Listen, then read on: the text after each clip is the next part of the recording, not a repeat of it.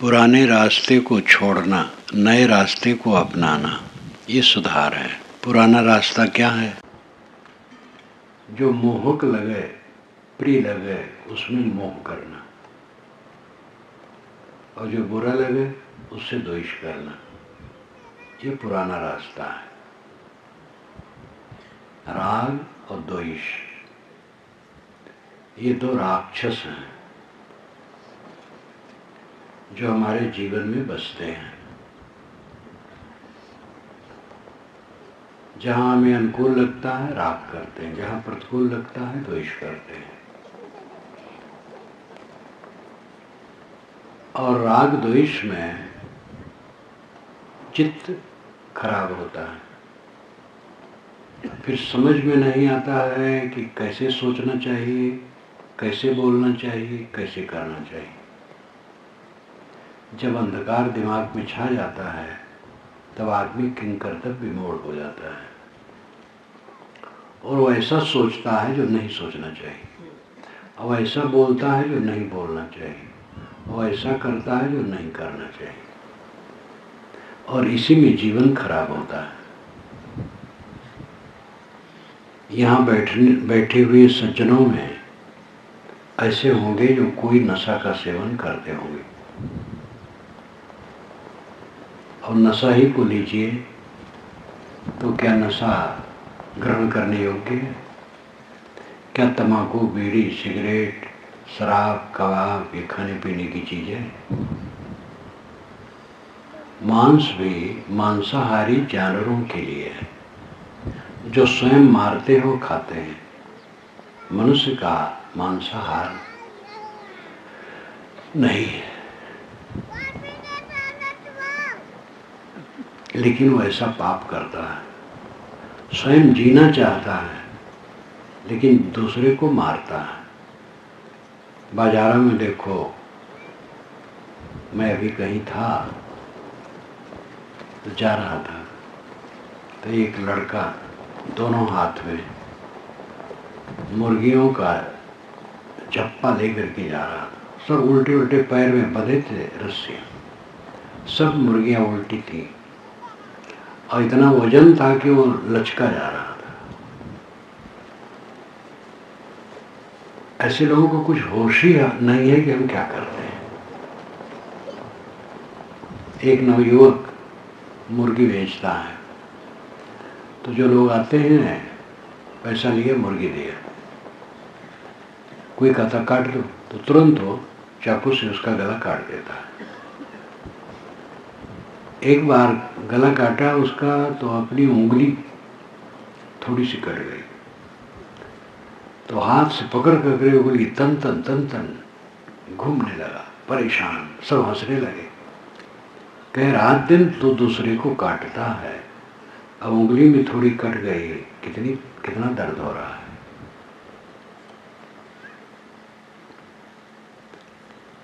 जब प्रातः काल का समय ध्यान चिंतन भजन का होता है तो भारत में और विश्व में कसाई खानों में बैल, गाय ये सब काटे जाते हैं। भारत में भी काटे जाते हैं हजारों। बकरे मुर्गे तो ठिकाना नहीं, सूअर, मछलियां। स्वयं जीना चाहते हैं और दूसरे को मारते हैं। नशा की तो सारी चीजें सब नुकसानदेह हैं, लेकिन नशा खाने पीने वाले क्या समझते हैं? समझदारी एकदम गायब रहती है। अहित कर काम। साहब ने कहा है, जैसी कहे करे जो तैसी राग द्वेष निर्वार है, तामे घटे बढ़े रतियों ने ये विधि आप संवारे। जैसा कहे वैसा करे और राग द्वेष का त्याग करे, और इसमें घटी बढ़ी न करे थोड़ा भी। इस प्रकार अपने आप का सुधार करे। हमारा चित्त विकारों का जखीरा क्यों बना रहता है? राग द्वेष के कारण। राग और द्वेष हमारे विकारों के मूल में है। राग न रहे, द्वेष न रहे तो कोई विकार नहीं रहेगा। बाकी तो उसके छोटे छोटे विकार हैं, उसके जन्म बच्चे हैं।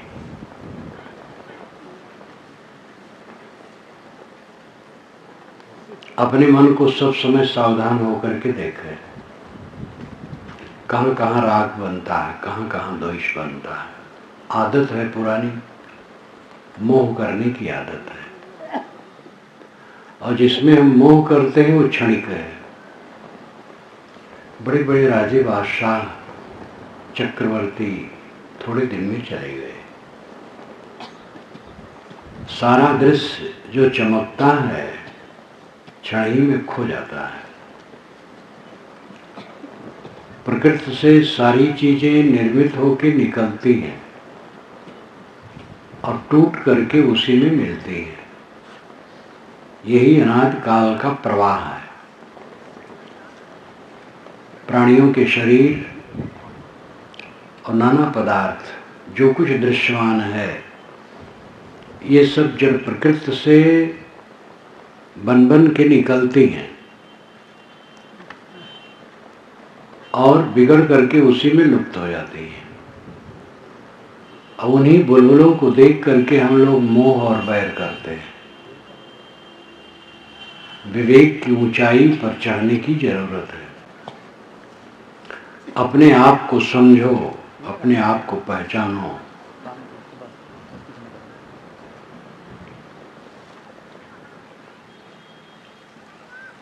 आसक्ति और ममता को काटो।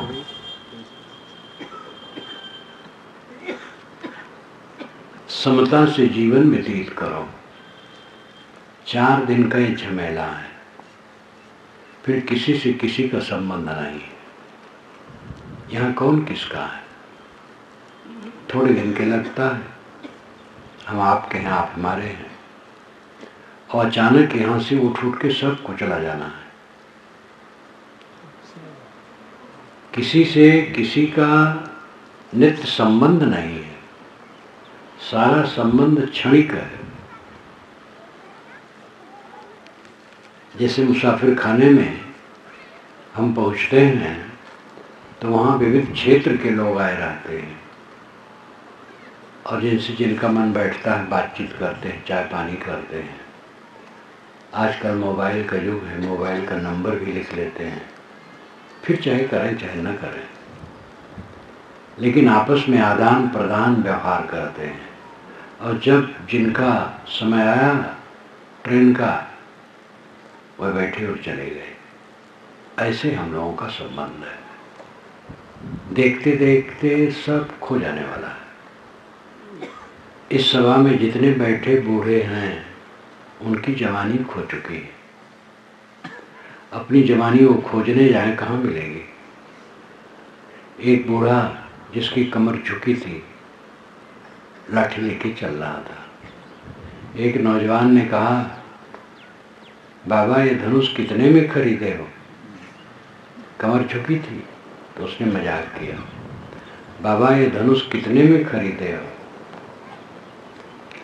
बूढ़े ने कहा, बेटा ये बिना पैसे के मिलता है, तुम्हें भी मिल सकता है। और आगे बढ़ा, दूसरा नौजवान मिला, कहा, बाबा क्या खोजते हो? जब आदमी की कमर झुकी रहती है तो नीचे देखते हुए वो चलता है। तो उसने व्यंग किया, बाबा क्या खोजते हो? कहे, बेटा जवानी खोजता हूं। सब के ऊपर ये आना है। एक आदमी का गौन आया था, महीना खांड बीत गया था। दरवाजे पर बैठा था और सामने एक बैल बैठा था। तो बैल पागुर मारता था। तो ये जवान समझा कि हमें व्यंग कर रहा है। तो उस जवान ने कहा, रहो रहो रे बैलवा, तो रो गौनवा आई। रहो बैल, तेरा भी गौन आएगा तब तू भी माखी मारेगा। उसका गौन आया था, महीने भर बीता था और माखी मार रहा था वो। तो कहा, रहो रहो रे बैलवा, तो रो गौनवा आई। वो समझता था बैल का भी गौन आता है। भोला भाला था। बैल का तो गौन नहीं आता है, लेकिन सबका गौन एक दिन आता है। सारी चमक दमक सबकी खत्म हो जाती है। देखो अटल जी जो वर्षों प्रधानमंत्री थे, भारत जैसे बड़े जनतंत्र के प्रधानमंत्री, वे वर्षों से अब अचेती में अवसाद में पड़े, कुछ नहीं जानते हैं, अकेले हैं, अकिंचन हैं, असमर्थ हैं। ये तीन घटना होना है सबके जीवन में। संत लाओ त्से ने कहा है, उनकी पुस्तक है ताओ ते चिंग, पुस्तक का नाम है, चीनी भाषा में, लेकिन हिंदी उसका भाष्य करके रखा गया, आप आराम से समझ सकते हैं। ताओ ते चिंग पुस्तक का नाम है। ताओ का अर्थ है विश्व नियम, ते का अर्थ है सद्गुण, चिंग का अर्थ है पुस्तक। विश्व नियम और सद्गुण की पुस्तक।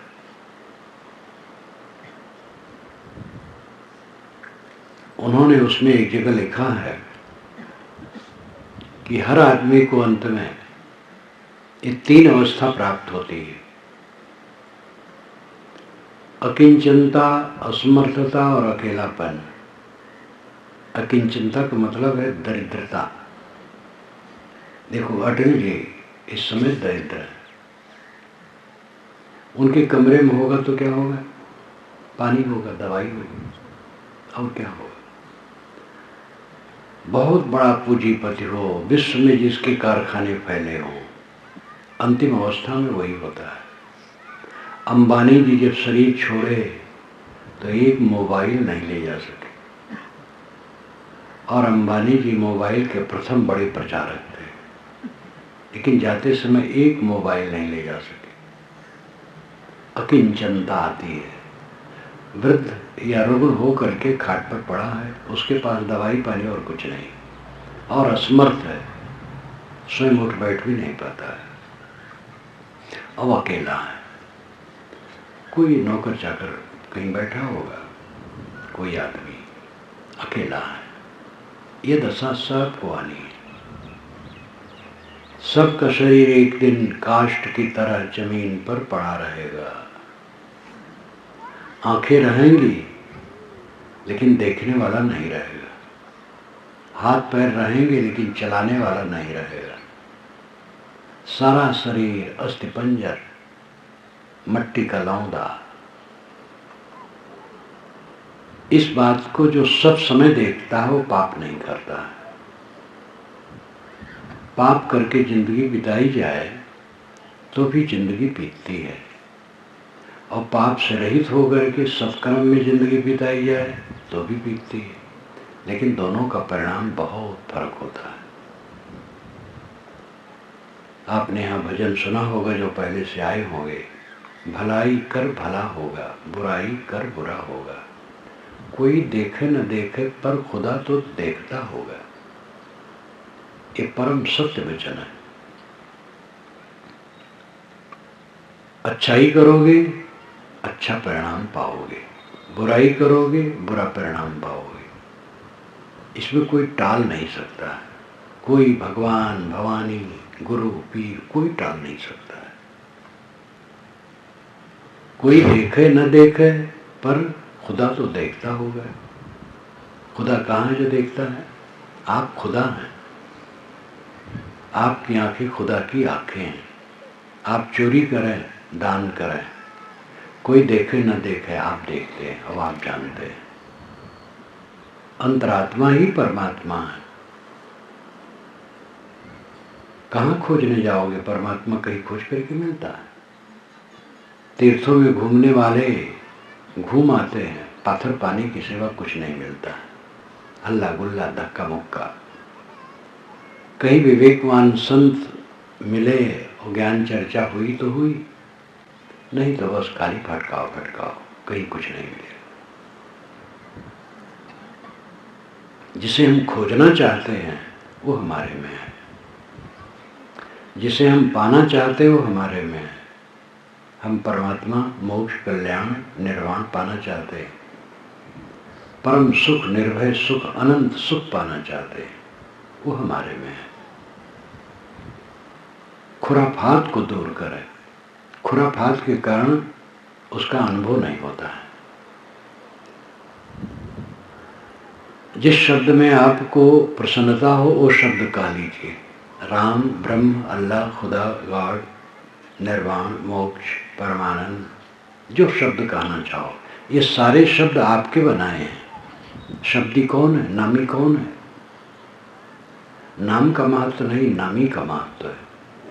शब्द का महत्व नहीं, शब्दी का महत्व है। जो शब्द कहने वाला है, नाम कहने वाला है, नाम निरूपित करने वाला है, वो आप हैं। राम नाम जब 1000 वर्ष के पहले नहीं था। मानस में आप लोग पढ़े सुने हैं कि चारों वेदों में और समस्त जगह राम राम महिमा है, लेकिन ये गोस्वामी जी जो कहते हैं ठीक नहीं है। वेदों में कहीं राम नाम महिमा नहीं, 6 शास्त्रों में नहीं, उपनिषदों में नहीं, वाल्मीकि रामायण में नहीं है। राम का महत्व है, राम एक राजा है, राम एक महापुरुष है, लेकिन राम राम जपना चाहिए, वाल्मीकि रामायण में कहीं नहीं लिखा है। राम नाम जप 1000 वर्षों से प्रचलित है, उसके पहले नहीं था। कृष्ण नाम जप 2500 वर्षों से प्रचलित है। हरि नाम जप 1500 वर्षों से प्रचलित है। गॉड जो विश्वव्यापी शब्द है 600-700 वर्षों से प्रचलित, उसके पहले नहीं था। सारे नाम रखने वाले इंसान हैं।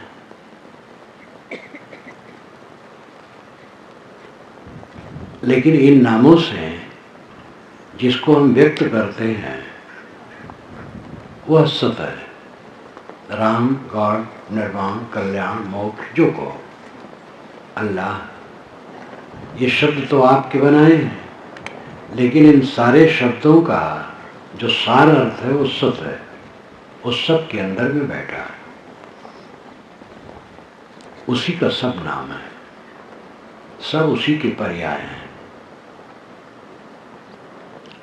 परमात्मा परमात्मा को खोज रहा है, ये आत्मा परमात्मा है, लेकिन ये बाहर खोज रहा है, भटका हुआ है। खोजना बंद करो, शोधना शुरू करो। आप कौन हैं? अपने को पहचानते नहीं, परमात्मा को कैसे पहचानेंगे? अपने को पहचाने। आप कौन हैं? आप देह नहीं हैं। आप साहू, चंद्राकर, बावन ठाकुर नहीं है, हिंदू मुसलमान नहीं, स्त्री पुरुष नहीं है, काले गोरे नहीं है, बालक वृद्ध नहीं है। ये सब शरीर है। आप जो बोलने वाले, जानने वाले हैं, वो शुद्ध चेतन है। शरीर मिटता है, आत्मा नहीं मिटता है। उसे अपने कर्मों के फल भोगने पड़ते हैं।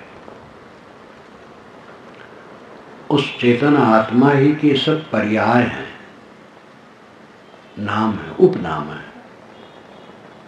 जीवो ब्रह्मैव न परः, वेदांतियों ने कहा। जीव ब्रह्म ही है, दूसरा नहीं। परमात्मा आत्मा का शुद्ध स्वरूप है। प्रेत आत्मा, दुष्ट आत्मा, शुद्ध आत्मा, महात्मा, परमात्मा, इन समस्त पदों में अंतिम जो पद है वही सार है, और पहले पहले का है वो विशेषण है। जैसे प्रेतात्मा, प्रेत पहला शब्द है, आत्मा अंतिम है। तो प्रेत का मतलब गया हुआ, प्रेतात्मा का अर्थ हुआ गया हुआ आत्मा। दुष्ट आत्मा का मतलब है खराब स्वभाव का आत्मा। शुद्ध आत्मा का मतलब है शुद्ध स्वभाव का आत्मा। महात्मा का अर्थ है इंद्रियजित आत्मा, और परमात्मा का अर्थ है गुणातीत आत्मा। तो आत्मा वही है, वही प्रेत आत्मा है, वही दुष्ट आत्मा है, वही शुद्ध आत्मा है, वही महात्मा है, वही परमात्मा। मनुष्य वही है, वही रावण है, वही कंस है, वही राम है, वही कृष्ण है। वही संत है, वही असंत है, जेल खाने में है और कहीं पूजा जा रहा है, दोनों वही है। गलत और अच्छे काम से स्थितियां अलग अलग हैं। परमात्मा खोजने की चीज नहीं, पहले ये समझ लेना चाहिए कि आप कौन हैं। साहब ने कहा, बंदे कर ले आप निबेरा, आप जियत लखो आप ठौर कर मुझे कहाँ घर तेरा। यही अवसर नहीं चेते प्राणी, अंत कोई नहीं तेरा। कहीं कबीर सुनो संतो कठिन काल को घेरा। अरे बंदे, तो अपने आप का निवेरा कर ले, छुटकारा कर ले। आप जियत लखो आप ठौर कर मुझे कहाँ घर तेरा। जीते जीते अपने को देख कि तू कौन है और अपनी स्थिति बना, और ये विचार कर कि मरने के बाद तेरा घर कहाँ होगा। अभी तो घर बना के रखा है, लेकिन इस घर के छूटने में देरी नहीं लगेगी, तू जान भी न पाएगा और छूट जाएगा। यही अवसर नहीं चेते हो प्राणी, अंत कोई नहीं तेरा। ऐसे सुनाले समय में नहीं चेते तो अंत में कोई तुम्हारा नहीं होगा। कहीं कबीर सुनो संतो कठिन काल को घेरा। काल का घेरा बड़ा जबरदस्त है। काल चक्र में सब जीव घूम रहे हैं। अपने को पहचानो, आप पूर्ण हैं, परमानंदमय है, कल्याणमय है। दुनिया के जितने अच्छे विशेषण हैं वो आपके लिए हैं। आप अपने को तुच्छ न माने, समझें, और खास काम समझ लेने के बाद अपने आप का निबेरा करना, छुटकारा करना। ये राग द्वेष से छुटकारा। राग द्वेष में सब बंधन आ जाते हैं। राग में ही मोह है, काम है, लोभ है, लालच है, फिर ईर्षा द्वेष उसी में निकलते हैं, और क्रोध में हिंसा है, अनेक प्रकार के विकार हैं द्वेष में। राग और द्वेष इन दोनों का निर्वाह करें। जिस जिसको देख देख करके मन में मोह होता है, वैर होता है, उसका संबंध बहुत थोड़े समय के लिए है। चीजें खो जाती हैं और राग द्वेष के कर्म जीव के साथ मर जाते हैं। एक आदमी चोरी करता है, बेईमानी करता है, घूस लेता है, थाती हड़पता है, गबन करता है, व्यभिचार करता है, हत्या करता है, ये सारी क्रियाएं खत्म हो जाती हैं और इन क्रियाओं में उपलब्ध वस्तुएं भी समाप्त हो जाती हैं। लेकिन कर्म के संस्कार साथ रहते हैं, वही चलाते रहते हैं। चोरी करे कोई, बेईमानी करे, बदमाशी करे, किसी प्रकार दूसरे की संपत्ति को अपनी बना ले, तो क्रिया खत्म हो जाएगी वह, और वो संपत्ति भी खत्म हो जाएगी, लेकिन संस्कार रहेंगे, वो चलाएंगे। आप दान करते हैं, सेवा करते हैं, ये क्रिया भी खत्म हो जाएगी, लेकिन उसके पवित्र संस्कार मन में रहेंगे। कुछ रहता नहीं है, सब भाग जाता है। कर्मों के संस्कार रहते हैं, वो जीव को जलाते या सुख देते हैं। इसलिए हमारे जीवन की सबसे बड़ी विशेषता क्या है, ये ध्यान दें। बाहर की चीज़ों को हम देखते हैं और किसी का अच्छा मकान देख के मन में होता है ऐसा मकान हम भी बनवा लेते। किसी की अच्छी गाड़ी देखकर हमें भी गाड़ी होती है। ऐसे तमाम चीज़ों के लिए मन में होड़ होती है, चाहना होती है। लेकिन कोई आत्मशांत पुरुष है, उसको आप समझ नहीं पाएंगे, क्योंकि उसका भी शरीर है, शरीर कपड़ा पहने, खाता पीता है, बातचीत करता है, तो उसको कैसे समझ पाएंगे। इसलिए उसके लिए होड़ नहीं हो पाती है। जैसे शांत में भी शांत रहूं, ये समझ में नहीं आता है। भौतिक चीज़ों के लिए तो आता है, इसलिए भौतिक चीज़ों के लिए लोग परेशान रहते हैं। जीवन की सबसे बड़ी सफलता है चित्त में विश्राम। जिसके चित्त में विश्राम है, कलह नहीं, द्वेष नहीं, उद्वेग नहीं, अशांति नहीं, खिंचाव नहीं, राग नहीं है, द्वेष नहीं, कलह नहीं, कोई विकार नहीं, कोई उद्वेग नहीं, प्रशांत, सब समय प्रशांत, वो सफल है।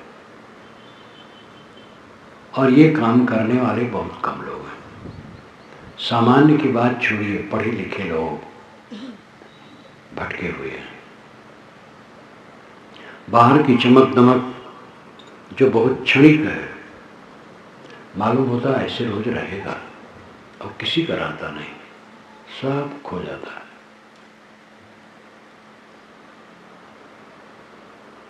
राष्ट्रपति मरता है, प्रधानमंत्री मरता है, चक्रवर्ती मरता है, बड़े बड़े महात्मा मरते हैं, सामान्य लोग मरते हैं। मृत्यु पक्की है।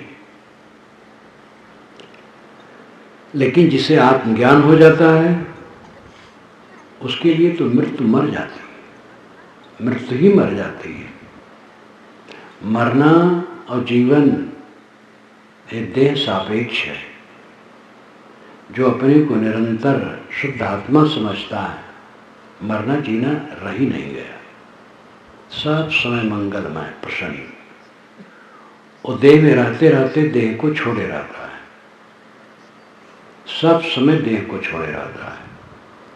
मरने के पहले जो मर गया उसको कौन सी चिंता है। साहिब ने कहा, तब जानिया जब जीवत मुआ। जीवन को तब जाना जब जीते जीते मर गया, अहंकार शून्य हो गया, अब मरने की चिंता ही नहीं। जन्म और मृत्यु देह सापेक्ष है, देह संबंधित है, आत्मा संबंधित नहीं है। जिसने अंदर से देह को अस्वीकार दिया, केवल उसका बर्ताव करता है। बर्ताव तो करना पड़ेगा, इसको साफ रखना पड़ेगा, खिलाना पिलाना, इसकी क्रियाएं करना, सब करना पड़ेगा। लेकिन करने करने में बड़ा फर्क हो जाता है। एक साक्षी बन करके काम करता है और एक आदमी है चिपक करके काम करता है। दुनिया की सबसे पुरानी पुस्तक ऋग्वेद में एक मंत्र में इसके लिए बहुत बढ़िया कहा है। द्वा सुपर्णा सृजा सखाया समानम वृक्षम परिषद सजाते तयोरन्य पिपलम स्वादत्तन अश्नन अन्यो अभिचाक्षी। द्वा दो, सुपर्णा अच्छे पंख वाले पक्षी हैं, सृजा साथ साथ है, सखाया मित्र हैं, समानम वृक्षम एक ही समान पेड़ पर परिषद सजाते चिपके हैं, बैठे। तयो उनमें से अन्य एक,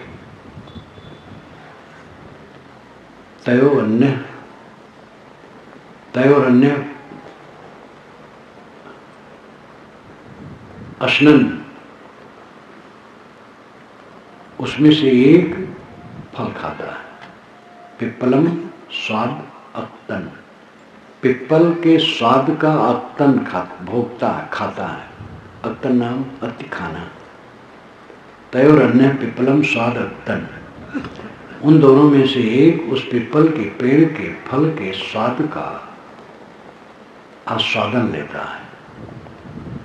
अनशनन अन्यम, लेकिन अन्य दूसरा अनशनन नहीं खाता है। तब क्या करता है, अब चाक्षी देखता रहता है। ये बड़ा सुंदर मंत्र है। दो पक्षी हैं, मित्र हैं, साथ साथ हैं, एक समान पेड़ पर रहते हैं, एक फल खाता है और एक केवल देखता रहता है। इसका अर्थ यह है कि रागी और भोगी, रागी और त्यागी जीव दोनों मित्र हैं, दोनों समान हैं। लेकिन एक इंद्रियों के भोगों में उलझा है और एक उलझा नहीं, अनासक्त है। जो उलझा है दुख पाता है, जो अनासक्त है दुख नहीं पाता है। जहाँ जहाँ मोह होगा वहीं वहीं दुख होगा, जहाँ जहाँ मोह नहीं होगा दुख खत्म। एक आदमी ने अपने घर के सामने के मकान को खरीद लिया। रात में आग लग गई उस घर में। जिसने खरीदा था, घर का मालिक बूढ़ा, देखा तो खाट पर गिर के बदहोश हो गया। तो उसके एक लड़के ने आके बताया, कहा पिताजी बात हुई, अभी पैसा नहीं दिया गया है। तो खुश होकर के बैठ गया। कहा भैया लेकिन जिसका मकान है उसको तो कितना दुख होगा। तो सहज बात करने लगा। इधर में दूसरा लड़का आया, कहा पिताजी पैसा दे दिया गया है, पर फिर बदहोश हो गए। कैसा करंट लगता है। मम ना मम, महाभारत में ये चर्चा कई बार आती है। मम ना मम, इसी में बंधन मोक्ष है। मेरा है बस बंधन है, मेरा नहीं है बस मोक्ष है। हमारा खेत नहर में पड़ रहा था, हमने चुपके से एक भोले वाले आदमी के हाथ में बेच दिया। अब नहर में निकल जाए कोई चिंता नहीं। एक बार अवध क्षेत्र में नहर, जुड़वा नहर निकली है, 2 नहर साथ साथ चल रही। तो उसमें ऐसा होता था कि जिसकी कोई झोपड़ी भी उसमें आ जाए, उसको पैसा इतना मिलता था 5-6 गुने पैसा। तो लोग नई झोपड़ी बना लेते उसके किनारे, और कहते हुजूर हमारी ये झोपड़ी है। तो हम अपनी जमीन निकालने में सबको आनंद आया, क्योंकि पैसा उसमें बहुत ज़्यादा मिलता था। आम पब्लिक से वो पैसा नहीं मिल सकता था। तो सब मानने का तमाशा है। मान मान करके मान मान बंधन तर आवा, निज कर्तव्य में आप बधावा, जो सोना ललनी गयो कीट कुश्यारी माँच, तैसे गति आ जीव की भई दिवस थे सांझ। मान मान करके जीव बंधन में आता है। जैसे सुगा नलिका यंत्र में फंसा लाल मिर्ची खाने के लोभ में, और रेशम का कीड़ा कोशा में आनंद से सो गया, तो किसान ने उसको गर्म पानी में डाल दिया, वो मर गया। इसी प्रकार हम अपने बनाए मोह के जाल में मरते हैं। मोह न करे तो काम कैसे चलेगा। माताएं ज़्यादा कहती हैं बच्चों को पालना है, पोषना है, मोह नहीं करेंगे तो कैसे काम बनेगा। मोह करके काम नहीं बनता है, सेवा करो। कमल पत्र हैं संत जन रहें जगत के माए, बालक केरी धाय जो आपन जानत नाय। ये भी शायर की साखी। संत जन कमल पत्ते के समान रहते हैं, पानी में रहते हुए पानी से ऊपर। दूसरी बात है बालक की धाय, बालक की सेवा करती है, प्यार करती है, उपटन लगाती है, पुचकारती है, दुलारती है, सीने पर सुलाती है, लेकिन अपना नहीं मानती है। नौकरी छोड़ करके जाने लगती, चली जाती, कोई तकलीफ नहीं। ऐसे हम लोगों को संसार में रहना चाहिए। ये सब अपने और पराये थोड़े दिन में खो जाएंगे। धाय बालक का सब काम करती है, केवल अपना नहीं मानती है। ऐसे माताओं को चाहिए कि बालक की सेवा करें, अपना न माने। अपना माने हल्का हल्का, ज्यादा नहीं। जोर से हम मानने लगते हैं और उसी में फंस जाते हैं। बच्चे का बड़ा प्यार, बड़ा प्यार, बड़ा प्यार। जवान हुआ, जवान होता गया, बड़ा प्यार, बड़ा प्यार। जब और जवान हो गया तो जरा मनमानी करने लगा तो प्यार में घटी। जो बात नहीं मानता है तो तकलीफ होती है। और जब उसकी शादी हो गई, पत्नी आ गई, तो स्वार्थ बदल गया। समय बदला, स्वार्थ बदला, प्रेम बदला। अब वही माता अपने पुत्र को की आलोचना कर दी। एक बाहर से लड़के उसे गुलाम हो गया, मेरे पास बैठता नहीं, मुझसे बात करता नहीं। माँ बाप अपने बच्चों की निंदा प्राय किया करते हैं, और ऐसे गुरु भी होते हैं जो अपने शिष्यों की निंदा करते हैं कि ये मनमुखी है, कहा नहीं मानता। ये सब अपनी कमजोरी है। बच्चों की सेवा कर दो, पाल पोस दो, पढ़ा लिखा दो, योग्य बना दो अपनी तरफ से जो बन सके। काम धंधे में लगा दो, विवाह शादी का समय आए विवाह शादी कर दो। बस वो जाने, उनका काम जाने, उनसे कुछ न चाहो। तब सुखी रहोगे। जितना चाहोगे उतने दुखी रहोगे। हाथी घूमे गांव गांव, जेकर हाथी तेकर नाव। जमींदारों और रियासतदारों के हाथी होता था तो गांव गांव घूमता था तो कहते थे फलाने बाबू का हाथी है, फलाने बाबू का हाथी है। बस यही नाम होता था और क्या। जिनको हाथी होता था, हाथी का दूध नहीं मिलता था उनको, और किराया भी नहीं मिलता था। आज तो आप लोग कार रख लें तो कहीं बारात में दे दिए, कहीं कहीं दे दिए तो किराया भी मिल जाएगा। हाथी किराया नहीं मिलता है। हाथी तो एक श्रृंगार है। जैसे आपके लड़का है, हाथी की तरह है। आपका लड़का है, आपका नाम होगा, आपका लड़का है, बस और क्या चाहिए। जब वो करने लायक होगा तो अपनी बीवी बच्चों में फंसेगा तो आपको देखेगा कि उसको देखेगा। और आज का ज़माना जो है और तेज, पढ़े लिखे लोगों में तो यह है कि साहब एक लड़का है बंगाल में है, एक केरला में है, अब मियाँ बीवी बूढ़े बूढ़े घर में पड़े, कोई पूछने वाला नहीं। और नहीं वहाँ है तो महासमुंद में है, रायपुर में है, और घर में भी है तो पसंद नहीं करता है। अभी एक सज्जन का फोन आया, उन्होंने कहा साहब लड़के तो चाहते हैं, बहुएं नहीं चाहती हैं, इसलिए मैं अलग रहता हूँ। और ये बहुएं आगे चल करके इनकी दशा क्या होगी। बस इनका लड़का अंगूठा दिखाएगा। आजकल कितने ऐसे लड़की वाले हैं जो अपने दामाद को चाहेंगे कि मेरी लड़की को ले करके तुम घर से अलग रहो, माँ बाप से छुड़ाना चाहते हैं।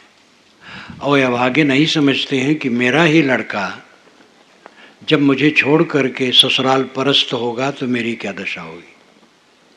ये तो दुनिया चक्र है, सबके ऊपर आना है। देना सीखो, सेवा करना सीखो, दूसरों को सुख देना सीखो, दूसरे की बड़ाई करना सीखो, दूसरे की इज्जत करना सीखो, अपने आप अपने को इज्जत मिलेगी। लेकिन हम अंधे स्वार्थी हैं, अपना चाहते हैं। दुनिया की सारी चमक दमक बहुत थोड़े दिन रहने वाली है, अपने को सुधारें। मैंने आपसे शुरू किया था कि जिस मार्ग में आज तक हम चलते आए हैं उस मार्ग को बदलें। आज तक क्रोध, काम, लोभ, मोह, राग, द्वेष, ईर्षा, छल कपट, अहंकार, इसी मार्ग में चलते आए हैं और इससे जलते रहे हैं। अब आज भी जल रहे हैं। अब इस रास्ते को छोड़ करके समता, शील, संयम, संतोष, धीरज, विवेक पर सेवा करना शुरू करें। हम साथियों से सुख चाहते हैं, उनको दे सुविधा। दूसरे से बड़ाई चाहते हैं, दूसरे की बड़ाई करें। जो हम चाहते हैं वो दूसरे को दें, अपने आप को स्वयं मिलेगा। लेकिन हम दूसरे को नहीं देना चाहते, दूसरे की नुक्ताचीनी करते हैं, दूसरे के गुणों को घटा के कहना चाहते हैं, अपने ही लड़के के गुणों को घटा के कहना चाहते हैं। बच्चे में जितना गुण है उतना नहीं कहते, घटा के कहना चाहते हैं। साथियों के गुणों को घटा के कहोगे, साथी आपके गुणों का क्या वर्णन करेंगे। ये दुनिया ऐसी है, दो मिलेगा और नहीं दोगे आप भी नहीं पाओगे। जो लोग कहते हैं हमें पत्नी प्रेम नहीं देती, पति प्रेम नहीं देता है, देवरान प्रेम नहीं देती है, वो प्रेम से खाली है। जो प्रेम से भरा है वो कब सोचेगा हमें प्रेम नहीं देते हैं। कोई पेट भरा है जिसका, वो कब सोचेगा कि लोग हमें भोजन नहीं देते हैं। जब प्रेम से भरा है तो सोचेगा ही नहीं कि हमें प्रेम नहीं देते हैं। प्रेम से स्वयं परिपूर्ण रहो। आपसे लोगों को प्रेम मिले तब आनंद आएगा। जिस रास्ते से हम आए हैं उस रास्ता को छोड़ करके दूसरे रास्ते पर चलें। काम, क्रोध, लोभ, मोह, राग, द्वेष, कलह, इन्हीं रास्ते से हम आए हैं आज तक। अब इनको छोड़ करके समता, शांति, सरलता, पवित्रता, संतोष, धीरज, विवेक, प्रेम, इस रास्ते से चलें। मैं अपनी वाणी को विराम देता हूँ।